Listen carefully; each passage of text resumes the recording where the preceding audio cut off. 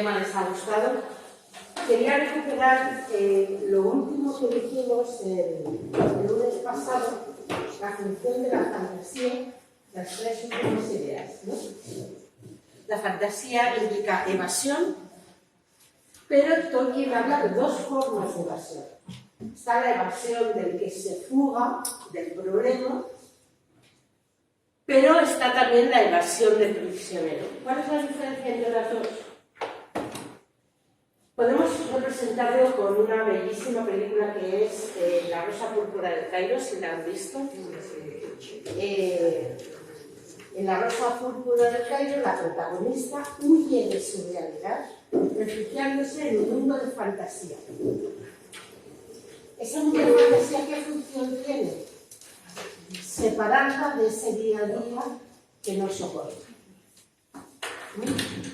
No tiene otra función, es un escape, es un escapismo. Y el mundo virtual tiene la posibilidad, efectivamente, el tiempo que estamos viviendo, el tiempo que estamos viendo una película, o viendo o viendo una serie, o jugando, o haciendo un crucigrama, el tiempo que le dedicamos a ese espacio, salimos del día a día. Nos dedicamos a una actividad que nos saca de nuestra cotidianidad y nos lleva, sobre todo en el tema de la ficción o del juego, nos lleva a otra realidad. Una realidad paralela que la vivimos de manera efectiva.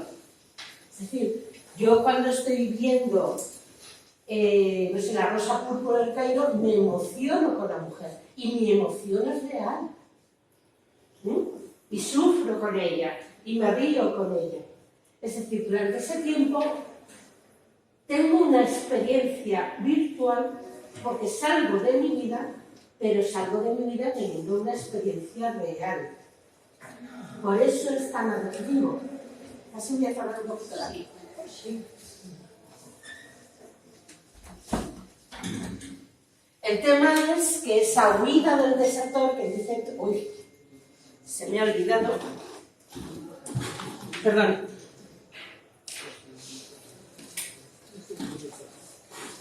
Esa huida del desertor de la que habla Tolkien es distinto de otra función que tiene la fantasía, que es la evasión del prisionero. El prisionero, y podemos imaginarnos esa escena de, por ejemplo, el anuncio de Rua Vieja del año 2018-19.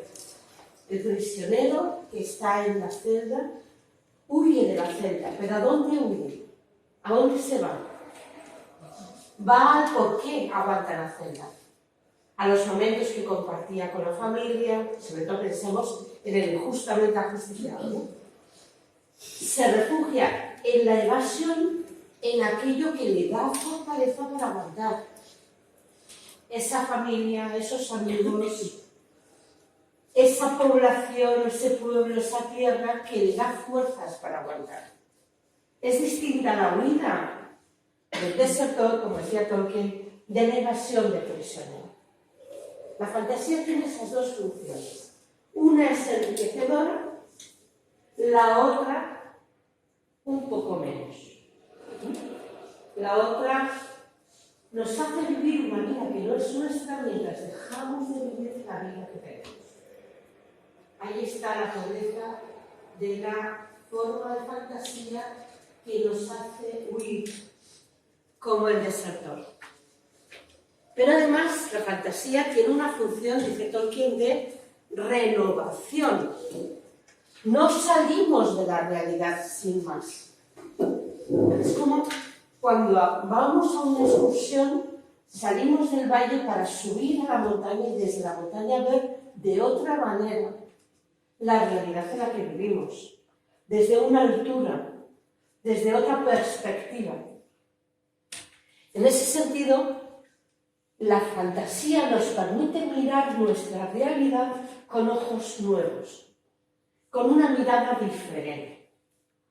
Por eso, desde los griegos, el teatro tenía una función catártica, tenía una función educativa, porque permitía enriquecernos sin tener que pasar por él. Nadie necesita convertirse en un celoso empedernido para saber que eso acaba mal. Ya tenemos a verlo. La función de ver lo que ocurre cuando uno se comporta como perro y aprender a manejar la situación de manera diferente es porque en la ficción podemos ver nuestra realidad de una manera renovada, de una manera nueva.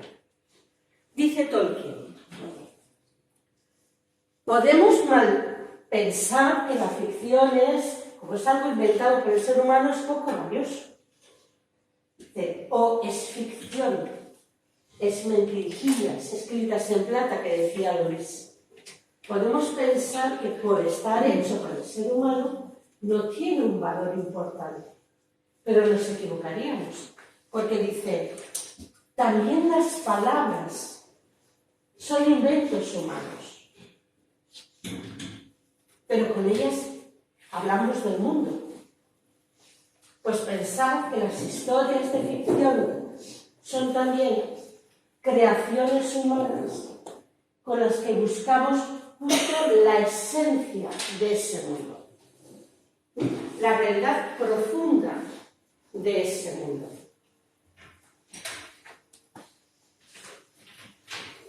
A ver, si esto pasa.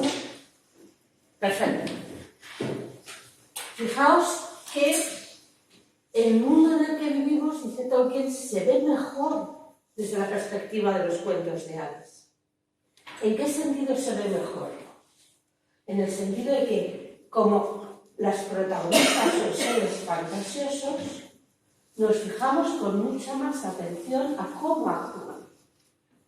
Pasa lo mismo que en los dibujos animados de los niños. Los niños no se distraen tanto con que si el niño es de mi edad, no es de mi edad, es más alto, es más bajo, tiene el color. No, porque como directamente en la acción la protagonista, una cebra, un perro, un gato, ven lo que pasa con una mirada mucho más nítida. Y son capaces de captar en esa acción que les cuenta ese dibujo animado el quid de la cuestión, lo que está verdaderamente ocurriendo. ¿Qué está ocurriendo de verdad?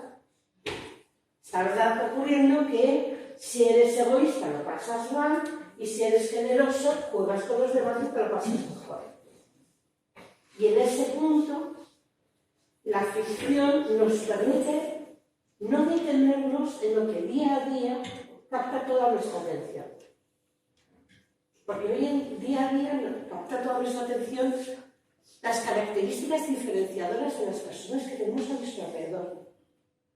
Eso capta nuestra atención y se nos pierde por qué actúan como actúan, cuál es la intención que tienen detrás de lo que han hecho, mientras que si está representado en seres fantasiosos, nosotros identificamos lo que reconocemos, y lo que reconocemos es la acción, no las circunstancias. Precisamente porque todo el hada es fantasioso, yo lo que reconozco con mucha más fuerza es si actúa con generosidad o con egoísmo, si actúa con celos o con amistad. Precisamente por eso el mundo se ve mejor a través de los cuentos de hadas. Obviamente, ¿qué mundo se ve mejor?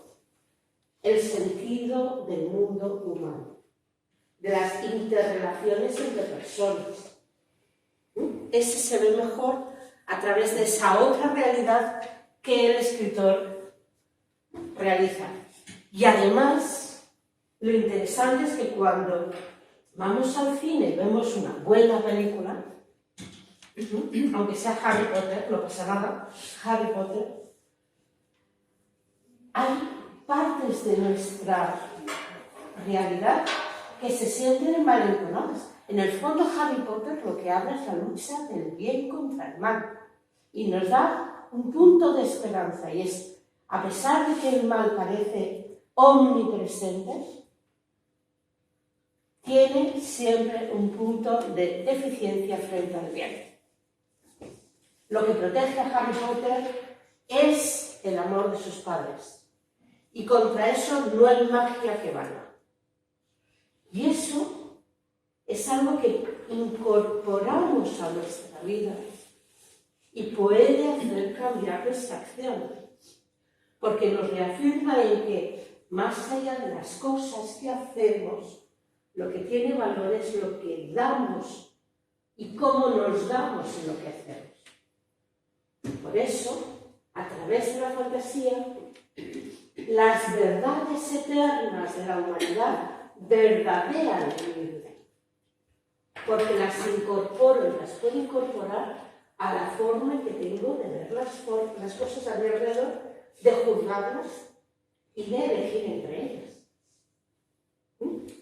¿Cuántas personas nos han sentido renovadas después de haber visto estos anuncios de publicidad, por ejemplo el de IKEA, ¿no? De ¿a qué dedicas el tiempo? ¿Cuántas familias no han hecho el mismo propósito que en ese anuncio de dejamos los móviles fuera en Navidades para hablar de las cosas que nos importan? Para que no pase lo mismo que sucede en el anuncio de que los niños saben todo de un youtuber de moda, pero no saben qué estudió su abuelo. ¿Se acuerdan del anuncio? Salimos renovados. Sí, porque nos cambia un sistema, una jerarquía de valores. Por eso la fantasía verdadera luego en mi vida. Porque ese valor que yo he visto luego lo hago real en mi vida. Alimenta los sueños y la experiencia moral, especialmente de los más jóvenes. Por eso hay que tener tanto cuidado en qué ven. Y habría que tener mucha precaución porque hay muchos dibujos animados que están hechos para adultos, no para niños. Están hechos para gente que está de vuelta y media. Y no tienen nada que ver que si en lugar de defenderse la Cenicienta o la princesita de turno o el caballero de turno, pues es ella la que coge la espada. Eso no es relevante. Pero sí es relevante cuando se sustituye la verdad por el poder físico o por la mentira porque es útil. Eso sí es un problema. Porque los niños eso lo plantean y lo reciben como valores que incorporar a su vida. Vale, entonces, aunque las historias de fantasía, aunque el mundo de fantasía parezca algo fantasioso de seres que no vamos a encontrar jamás en el mundo, fijaos que en el fondo dicen muchas verdades. Y finalmente Tolkien señala que el mundo de fantasía ofrece consuelo. Consuelo porque como si nosotros ahora mismo estuviéramos en un mundo caído, donde no se ven los valores por los que vivir merece la pena. ¿Cuántas personas hay que luchan por tener buenos amigos y uno tras otro le fallan? Bueno, el consuelo que diría Tolkien es no desistir, seguir apostando por una amistad de verdad. No ser cínicos. Quizás no me la he encontrado todavía, pero yo la voy a hacer posible. ¿Por qué? Porque de verdad voy a relacionarme con esa persona sin dobleces, sin intereses.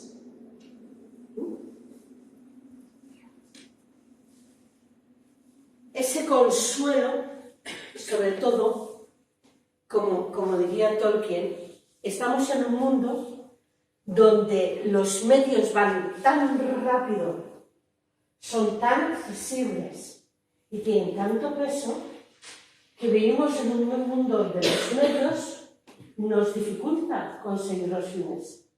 Piensen, por ejemplo, en esa reflexión que hacía Mafalda que viene su amigo y le dice, pero esto es escandaloso, ¿cómo es posible que el mundo haya desarrollado antes cómo matar más rápido que cómo escribir más rápido? Los medios nos tienen. Pensad, por ejemplo, cuando vayáis a la próxima cafetería o restaurante o en la plaza mayor o aquí cerca en las escaleras de la filosofía, y veréis un grupo de chavales. Todos tienen una herramienta en la mano que está diseñada para comunicarse. Y la están utilizando para descomunicarse, desconectarse. No solamente se desconectan de lo que pasa alrededor, sino que han quedado para estar juntos. ¿Cómo es posible que se han quedado para estar juntos, cada uno utilizando el móvil, estén desconectados? La tiranía de los medios que malogran los fines. ¿Por qué? Porque no se dan cuenta que detrás de tengo que estar a la última, tengo que estar actualizado, se les ha olvidado el para qué tengo que estar actualizado. Y el para qué no lo dice el móvil. ¿Verdad que no? El para qué se lo pongo yo al móvil. ¿Para qué quiero una velocidad de conexión que casi supere la distancia de espacio y tiempo? ¿Para qué? Bien, pues para tener una conversación con alguien cercano. El para qué no me lo da el móvil, no me lo da la tecnología. Y ojo que la tecnología muchas veces es el gran lastre porque nos hace perder de vista los fines. ¿Para qué queremos el coche? ¿Para qué queremos el móvil? ¿Para qué queremos el ordenador? ¿Para qué queremos ir al cine? ¿Para qué? ¿Para qué? ¿Para qué? Nos hemos quedado en la maravilla de los medios y no vemos los fines. Hay que recuperar esos fines. Y esas lecciones de vida sí nos la puede dar la ficción. Obviamente una ficción bien hecha, ¿no? Entonces, aún más, en la sociedad en la que vivimos, que es la sociedad de la posverdad, es decir, no hay verdades, solamente hay opiniones que van cambiando a todos los niveles. Que no hay identidades fuertes, sino personas que se ocultan detrás de máscaras, porque ahora la moda les dice que tienen que ser hippies, y luego tienen que ser groomies, y luego tienen que ser... Y su vida es una representación del papel socialmente aceptado. Y se pierde quién son detrás de esas máscaras que viven. O detrás de búsquedas de su propia satisfacción. Entonces, en una sociedad con estas carencias antropológicas, la fantasía nos dice que otra forma es posible. Hay un cuento que escribe Tolkien, que es realmente precioso. Si tienen interés, te puedo facilitar una copia en PDF, que se llama El herrero del Butor Mayor. Y es una historia donde en un pueblo, cada 25 años, hacen una fiesta. Ya empezamos con algo extraordinario. Una fiesta. Un profesor mío, que recientemente ha fallecido, decía que el Estado puede señalar días libres, pero fiestas, solamente hay fiestas cuando hay algo que celebrar. Cuando hay algo que celebrar, algo que compartir, algo que... Entonces, una fiesta, el sentido de celebrar. El sentido de celebrar es el sentido de un espacio diferente que no nos saca del día a día. Más bien nos dice que el día a día es inesperado, es enriquecedor y es algo al que aferrarnos. Celebramos el domingo porque hemos pasado por el lunes, el martes, el miércoles, el jueves, el viernes y el sábado. Celebramos las vacaciones porque hemos trabajado el resto del año. Celebramos la reunión familiar porque el resto de los días no hemos podido congregarnos. Celebramos aquello que nos hace ver el valor de las cosas diarias. De una manera diferente. Dicen que en España toda celebración tiene su gran comida, ¿verdad? Ustedes lo saben también muy bien. ¿Por qué? Porque es la exaltación del espíritu. Es celebrar lo que de mejor tenemos como seres humanos. Y ahí hay música, y hay comida, y hay bebida. Somos muy jóvenes, ¿verdad? En este sentido, somos muy jóvenes. Bien. Y en esa historia de la Revolución Mayor, un niño recibe, sin darse cuenta, la estrella, que no es una estrella, una baraqueja más, una chuchería más, es una estrella que viene del país de las hadas. Y el niño, sin darse cuenta, se la ha comido. Cuando en un momento determinado la escupe, se la pone en la frente. ¿Qué efectos tiene esa estrella? Hace de un niño normal y corriente un niño extraordinario. Eso es algo, no les remueve un poquito el corazón, porque a los niños y a nosotros nos gustan esas historias como las de Harry Potter, que todos en el fondo nos sentimos extraordinarios, pero si nos vemos desde fuera parecemos muy normales, pero todos en el fondo nos sentimos extraordinarios. Y es verdad, cada uno de nosotros es extraordinario, porque es único e irrepetible. Y aunque los demás no se den cuenta, somos extraordinarios. Y eso se nota en que cada persona es especial para aquellas a las que aman y de las que es amada. Y eso lo hace irrepetible para siempre. Insustituible. Vale, fijaos qué gran lección nos da la ficción. Somos, tras la cáscara de normalidad, de español promedio, de hombre o mujer promedio, hay un ser extraordinario, con ilusiones, con deseos, con amores. Bien. Y esa estrella afecta al modo como el niño se relaciona con los demás.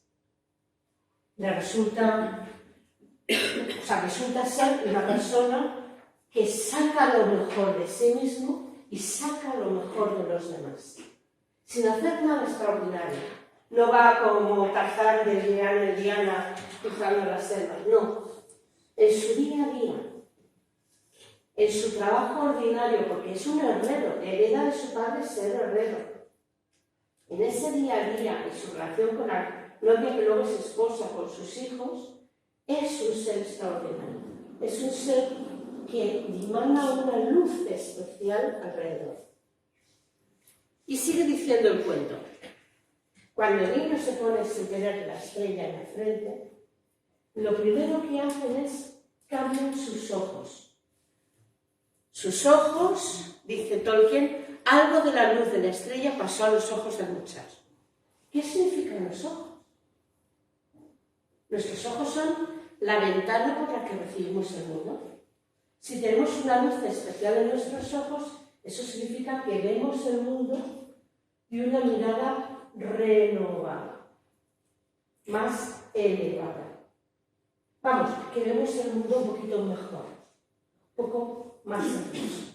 O descubrimos la belleza del mundo, que como es algo que lo tenemos todos los días, se nos ha pasado sin darnos cuenta. Esto es lo que, por ejemplo, nos ayuda.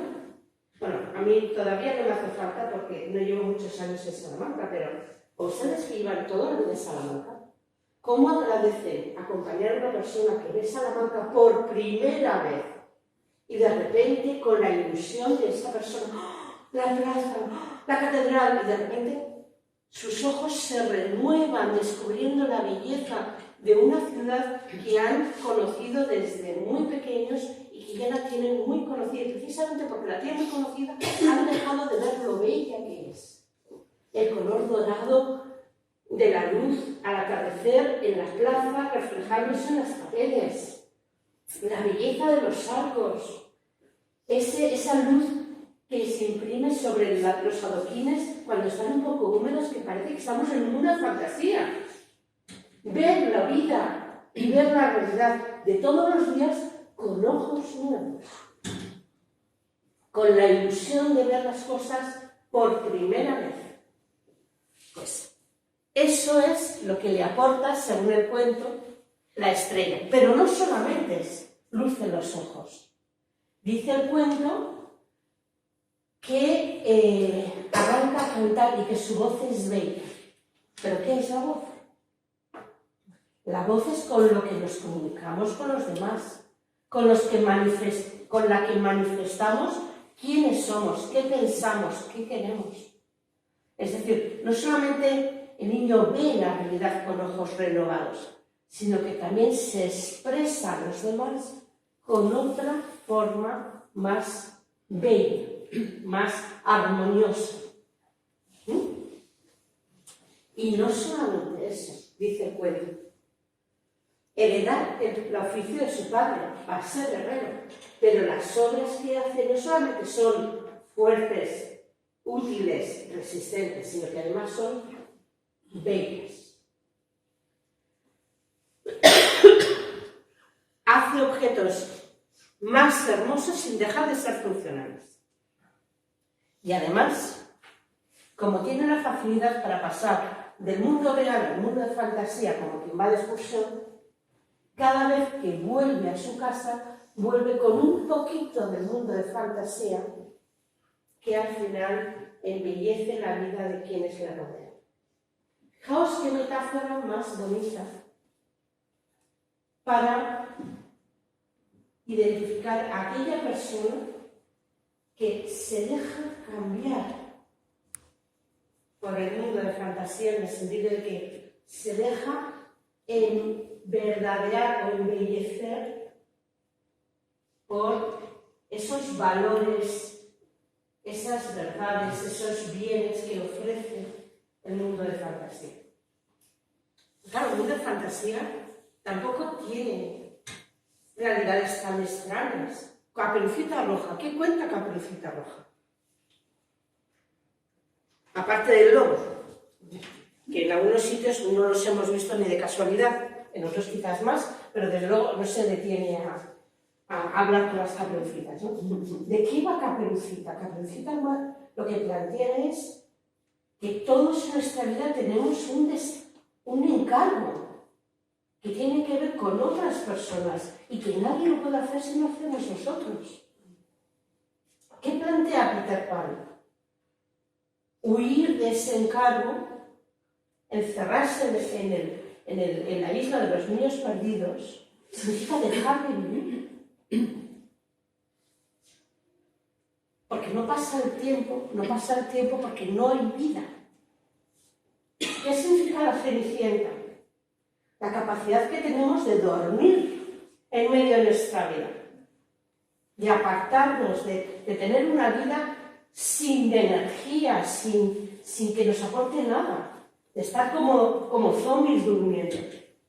Los cuentos tampoco nos dicen cosas tan extrañas. Tienen siempre una lectura directa a cómo vivir mejor una vida humana. Porque nos habla de amistad, de fortaleza, de serenidad, de identidad. Entonces, ir al mundo de fantasía es como un cierto despertar, ¿no?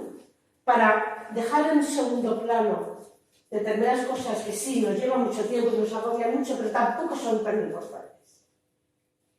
Tampoco son tan importantes. Y de hecho nos damos cuenta que no son tan importantes cuando nos pasa algo gordo en la vida.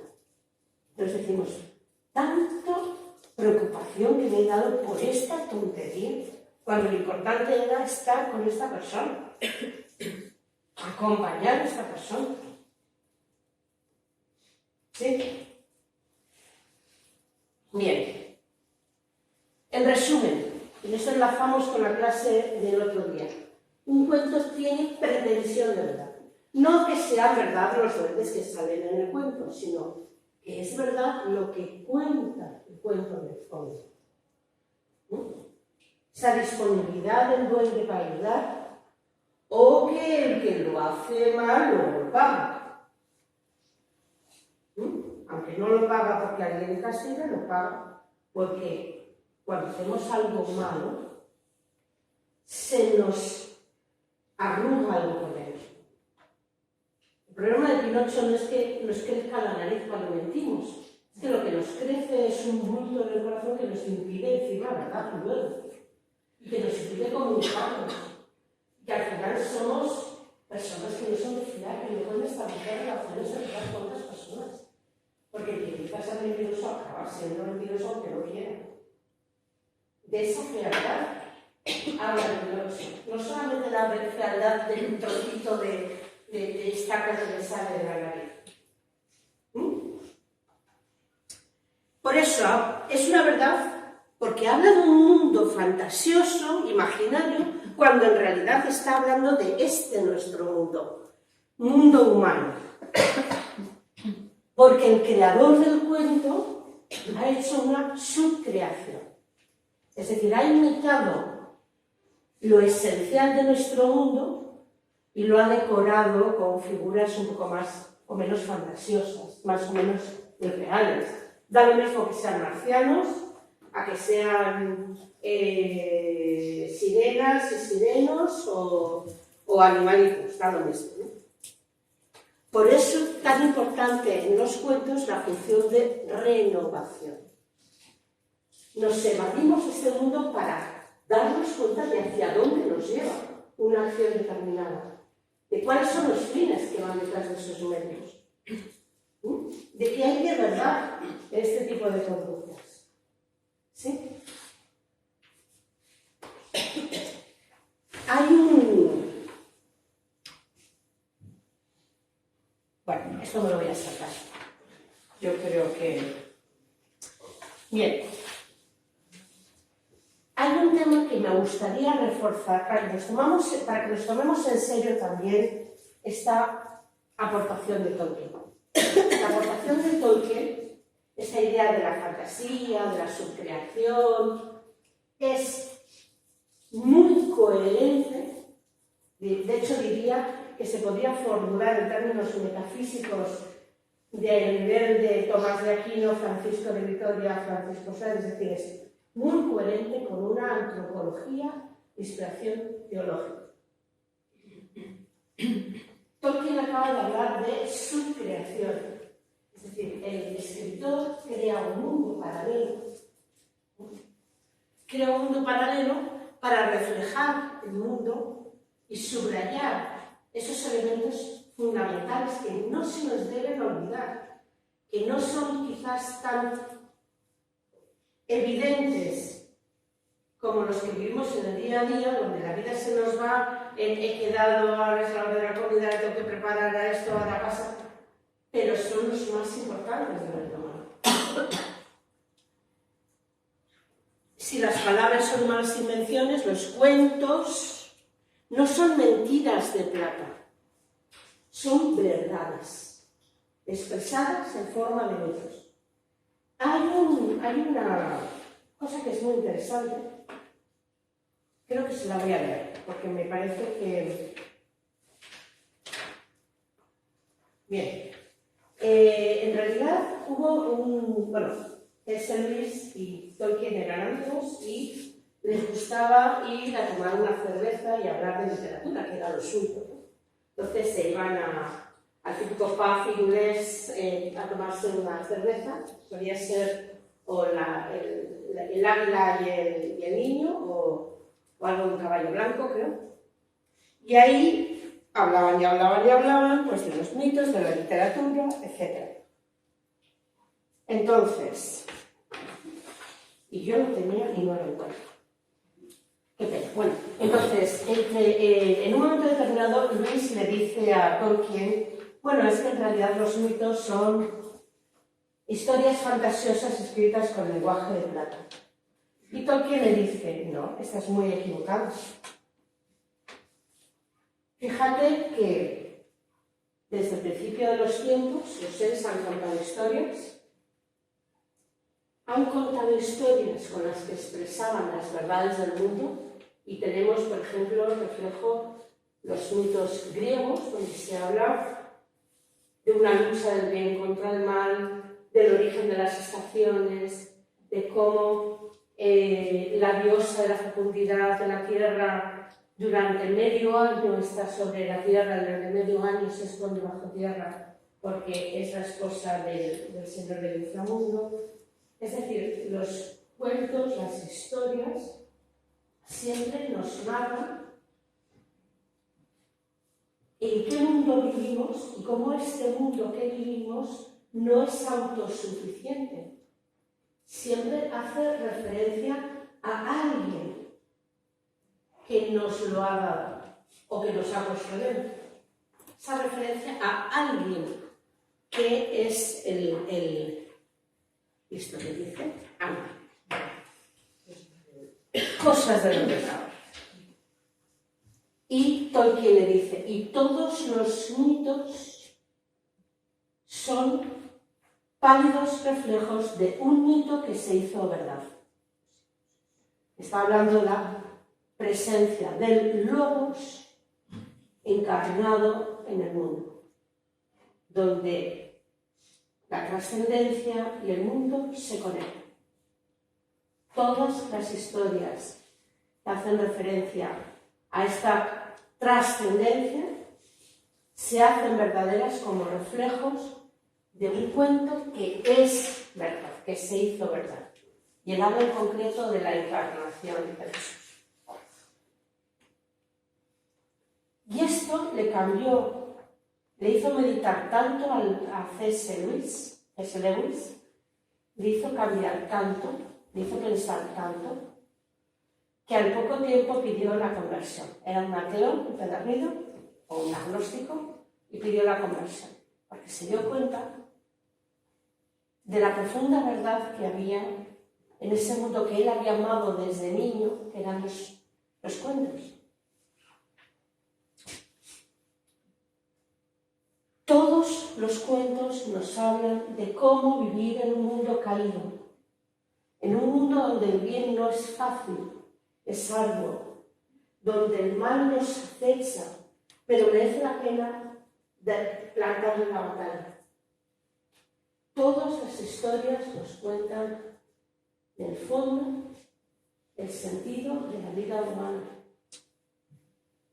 que no decide venir al mundo, pero que sí define cómo la va a vivir. Y que nos enfrentamos de una manera clara a la muerte, pero no una muerte como desaparición, una muerte siempre considerada como una transformación. Para Tolkien, vivir es un viaje. Lo vemos en El Hobbit, lo vemos en El Señor de los Anillos. Es un viaje que es lucha, pero donde cada día tiene sentido, porque cada día marca la diferencia entre seguir en ruta o darse por vencido.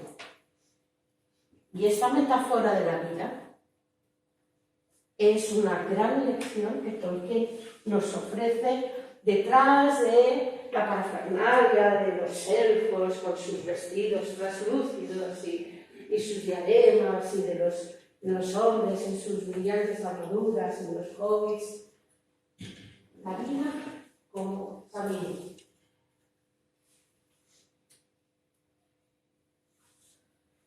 Y digo que es coherente con una explicación de antropología teológica porque Tolkien habla de que los mitos son invenciones humanas que reflejan verdades. Pero esa acción es muy coherente con la explicación teológica de que el ser humano es imago Dei, imagen y semejanza de Dios. Recordad la frase del Génesis. Dios nos crea y además nos crea a imagen y semejanza. ¿Eso significa que nos parecemos a un señor barbudo de barbas blancas? No. Significa que compartimos con el Creador dos cosas importantes. La capacidad de pensar, de conocer, y la capacidad de ser quienes definan nuestra forma particular de ser. Porque los animales tienen instintos. Podemos cambiar las circunstancias, hacer que sean de una manera u otra, pero el cachorro de león ya juega a cazar, en sueños incluso. Tiene ya diseñada su vida instintivamente desde que nacen. Somos nosotros los que no tenemos diseñada nuestra vida. La vamos realizando en las circunstancias que nos tocan, en la dirección que le demos. Pero es que imagen y semejanza implica también otra cosa. ¿Os acordáis en el Génesis? Hay en el capítulo 2 una orden. Mira, aquí tienes el mundo. ¡Hala! Disfrútalo. Mira, aquí tienes el mundo. Trabaja. ¿Qué significa trabajar? Colaborar con la creación. Es como si nos hubieran entregado un mundo muy bonito, muy perfecto, pero al que todavía le podemos poner una guinda. La guinda del paseo. Y eso proviene de nuestro trabajo. Claro, el trabajo es el que nos va definiendo internamente, va definiendo quién soy, pero al mismo tiempo va cambiando el mundo que comparto con los demás. Esta idea que se encuentra, ya os digo, se encuentra en los textos teológicos de la Edad Media, es decir, están, para los que les guste leer, está en la Suma Teológica, libro 1, cuestión 96, donde cuando se habla de la creación del hombre, es una creación donde al mismo tiempo que se dice que es a imagen y semejanza, se le da una misión. Y la misión es continuar la creación. Pero para continuar la creación, Dios pone, y aparece en el Génesis, todo lo que ha creado delante del hombre y que le pide al ser humano. Que le dé nombre. Pues la primera acción de colaboración del ser humano con la creación es poner nombres. ¿Y qué hace el escritor cuando escribe un mundo de ficción? Relata a través de los nombres, de las palabras, el mundo que ve, pero transformado en un mundo distinto. Tolkien era listo. La verdad es que Tolkien era listo. Claro, aquí hay un tema muy interesante.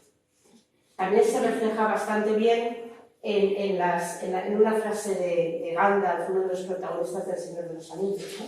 Cuando están a punto de que si matan o no matan a Gollum y ya está muy corrompido por el anillo, ¿no?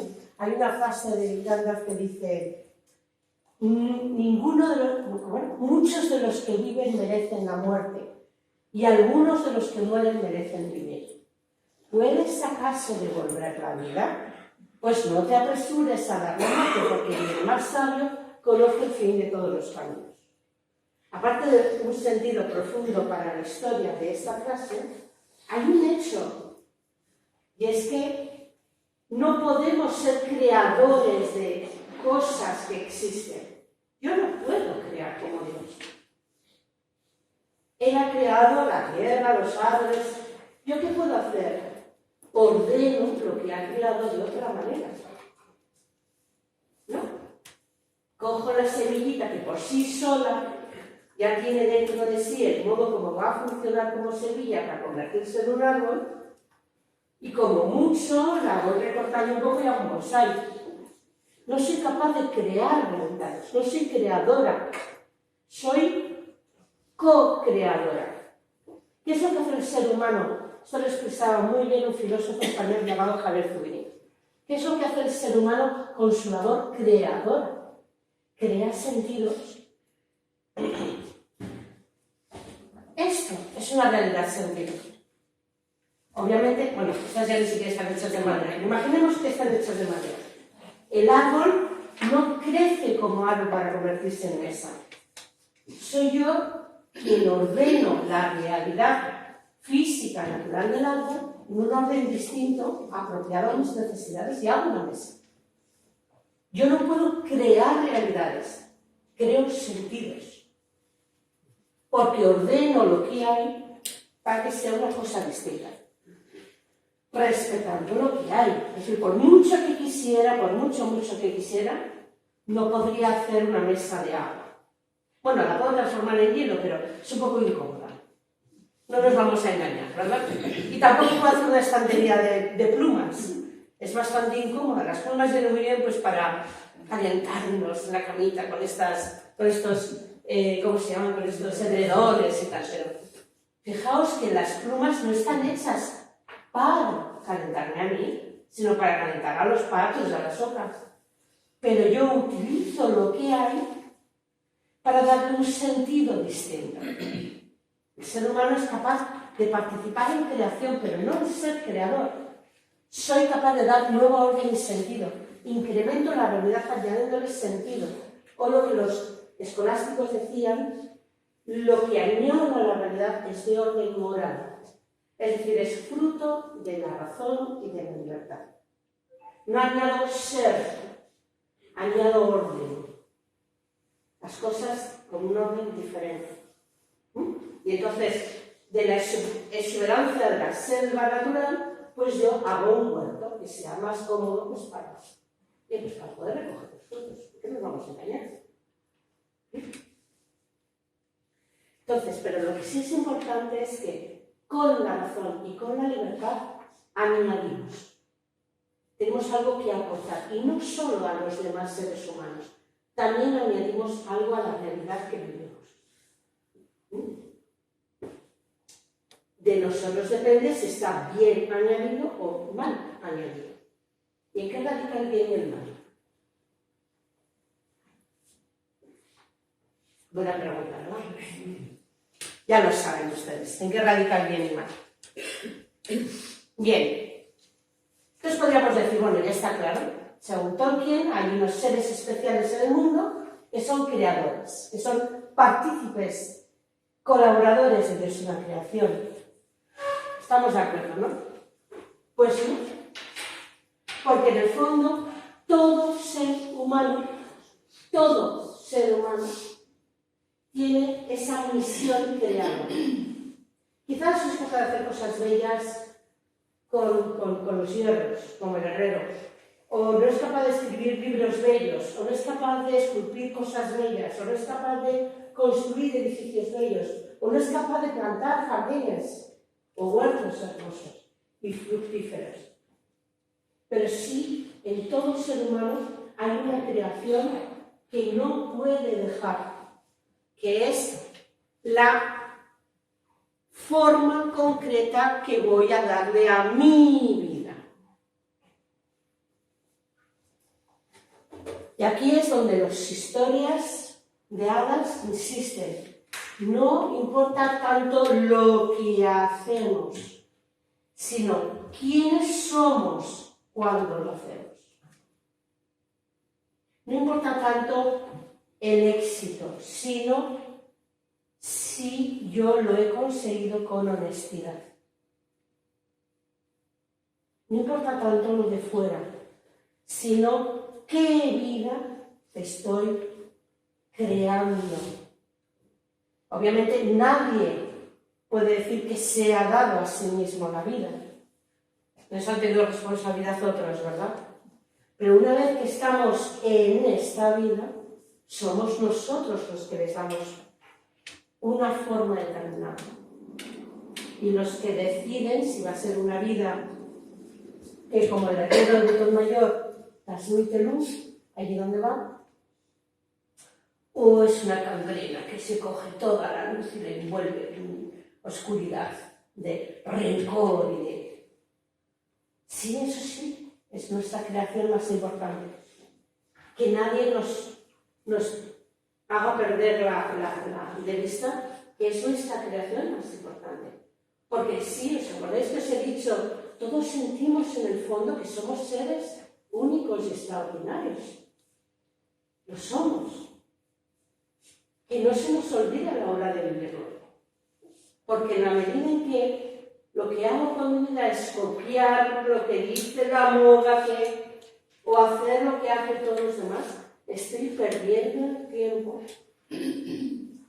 de pulir ese espejo y ver qué es lo que refleja. O de pulir esa piedra y ver qué es la figura que lleva dentro. Como diría Miguel Ángel, ¿no? Ahí es donde somos recreadores, con nuestra propia vida y luego también con el espacio que tenemos a nuestro alrededor. Fijaos qué lección más importante y más actual nos ofrece Tolkien, profundizando en la noción de recreación de mito y de fantasía. Bien, ¿qué tal vamos de tiempo? Bueno, un poquito podemos hablar de los elfos, ¿vale? Ya llegamos a la última parte de lo que quería que fuese esta clase. Entonces, voy a enseñarles, o voy a intentar mostrarles, la riqueza antropológica que tiene la obra de Tolkien, centrándonos en tres figuras. En realidad, son dos modelos, pero el segundo modelo tiene su subdivisión. Entonces, elfos, hombres y jóvenes. Entonces, por un lado, elfos, y por otro lado, hombres y jóvenes. Y van a entender el próximo día por qué hago esta distinción entre elfos, hombres y jóvenes. Bueno, la verdad es que Tolkien ha inspirado a los pintores, de generaciones. Entonces, a nuestro alrededor, siempre que pensamos en la palabra elfos, nos presenta un ser de forma humana, esbelto, bellísimo, con la capacidad de hacer cosas hermosísimas, que además ve en armonía con la naturaleza, que además en el contacto con la naturaleza tiene una familiaridad con ella y es capaz de sacar las obras extraordinarias que tiene la naturaleza.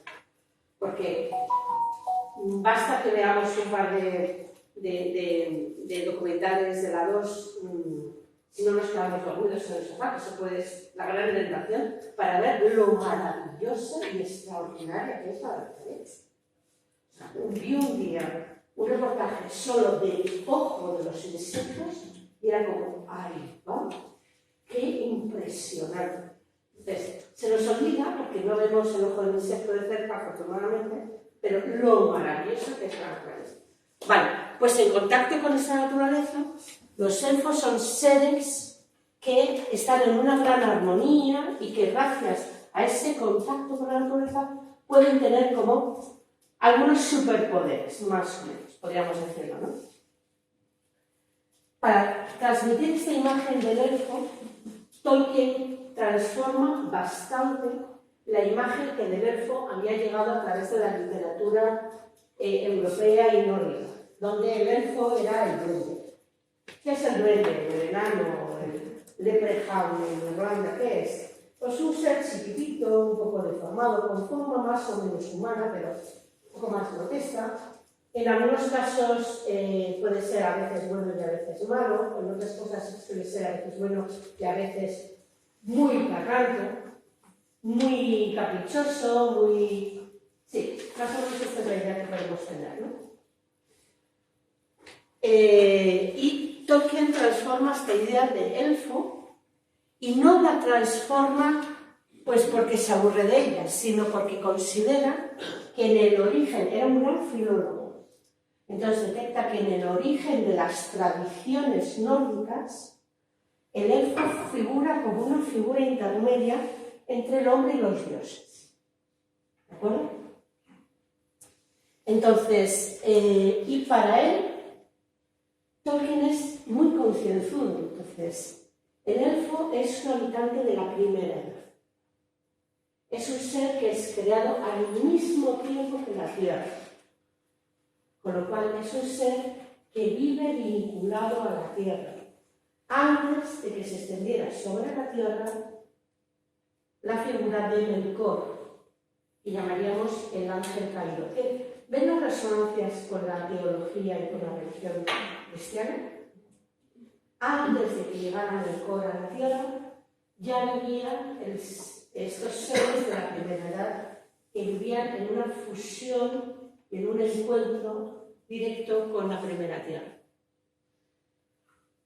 Si luego se relacionan con los seres de la segunda edad, que son principalmente hombres y jóvenes, aunque de los jóvenes se ve que eran tan normalitos, que no aparecen muy descritos en las crónicas, etc. Era como que sí estaban por ahí, pero tampoco hacían cosas tan gloriosas, por lo cual no lo reseñaban en las gestas ni en las historias. Y es muy interesante porque los elfos son, podríamos decir, un experimento mental. Yo, desde la primera vez que me enfrenté al tema, siempre pensé que el elfo es lo que hubiera sido el ser humano, Adán y Eva, si no hubieran pecado. No habría muerte, pero tampoco son inmortales. Tienen determinadas realidades preternaturales, no naturales, sino superiores, pero tampoco son milagreros. Es como si fuera un hombre antes de que hubiera caído, antes de la caída, antes del pecado original.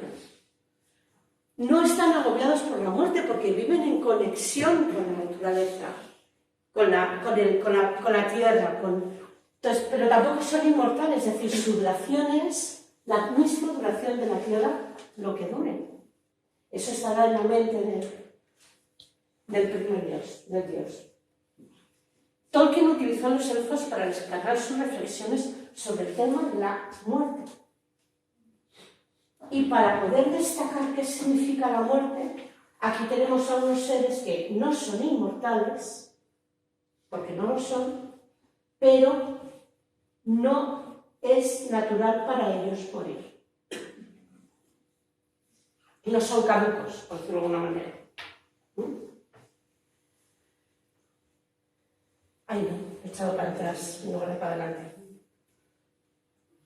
De hecho, él escribe en una de las cartas que elfos y hombres son solo aspectos diferentes de lo humano y representan el problema de la muerte vista por una persona finita. Es decir, obviamente está mirando la muerte desde nuestra perspectiva como seres humanos, donde la alternativa es morir o no morir, pero no sabemos cómo puede ser una existencia de alguien inmortal, porque somos temporales, no entendemos qué puede significar eso que los medievales llamaban el ego, ¿no? el tiempo que no termina, o directamente el instante eterno. No sabemos cómo puede ser, ¿no?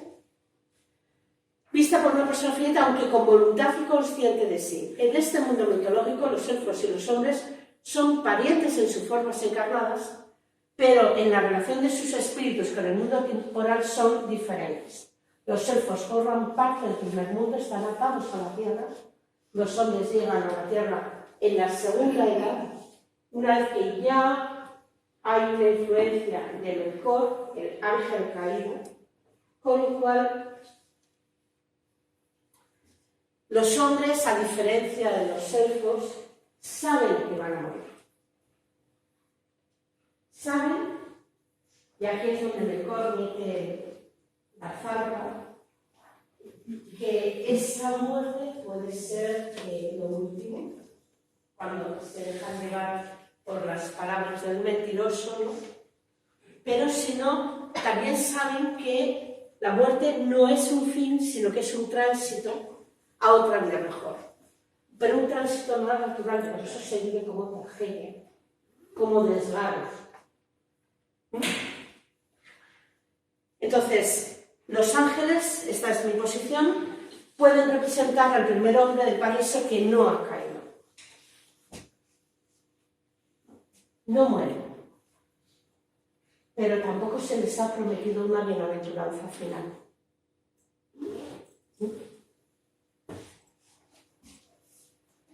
yo creo que lo podríamos dejar aquí. Es una serie. Solamente una cosita. Sabemos que esto no es mi interpretación solo, porque además la comparto con otras personas, porque además queda constancia de que una de esas veces que Tolkien y Lewis o Lewis estaban en el bar hablando de literatura, se hicieron una apuesta y dijeron, vamos a repartirnos un proyecto. Entonces, uno de los dos va a hacer el proyecto de qué hubiera pasado si el ser humano no hubiera caído. Uno ambientado fuera del espacio, es decir, en un mundo, yo qué sé, en un planeta misterioso. De hecho, eso le tocó a Lewis, y Lewis escribió Lejos del planeta silencioso, donde hay unos seres, los Eldila, muy parecidos a los Elder, ¿vale?, que tienen una relación armoniosa con el mundo, etcétera, etcétera, etcétera. Parecidos a los elfos. Y a Tolkien le toca inventarse una ficción literaria de qué hubiera pasado si el ser humano no hubiera caído, pero no fuera del espacio, sino atrás en el tiempo. Fijaos cómo le incorpora el tema de una primera edad, una segunda edad de la Tierra. Con lo cual me parece que ese proyecto es una gran clave para interpretar de qué nos habla Tolkien cuando habla de los elfos, del miedo que tienen los elfos a perder su tierra, del sentido de vacío cuando no sabe qué va a pasar después, porque nadie les ha dicho qué va a pasar después, ¿no? Y eso. Bueno, pues entonces ya nos quedaría para el último lunes. Hablemos de hombres y hobbits. Muchas gracias.